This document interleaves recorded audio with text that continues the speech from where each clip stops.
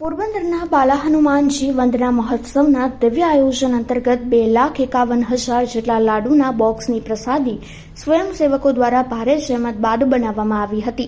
ત્યારે ભાવથી બનાવવામાં આવેલી આ પ્રસાદી મેળવીને ધન્ય બનવા માટે ભક્તોએ પણ શિસ્તબદ્ધ રીતે લાઈનો લગાવી હતી।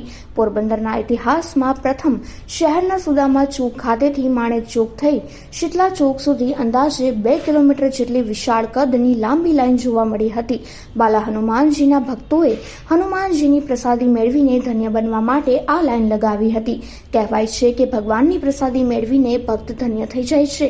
ત્યારે બાલ હનુમાન ઉપર સવિશેષ શ્રદ્ધા અને આસ્થા ધરાવતા દ્રશ્યમાન થઈ રહેલા આ લોકોએ 2 થી 2.5 કલાક સુધી હનુમાન ચાલીસા બોલતા લાઈનમાં ઊભીને પ્રસાદી મેળવી। ત્યારે જય શ્રી રામના નાદ ગુંજી ઉઠ્યા હતા અને સમગ્ર આયોજનને માઇક્રો પ્લાનિંગથી સફળ બનાવનારા યુવા ઉદ્યોગપતિ કેતન ગજ્જર અને તેમની ટીમના સ્વયંસેવકોની જબરી જહેમતને બાલા હનુમાનજીના ભક્તોએ બિરદાવી હતી।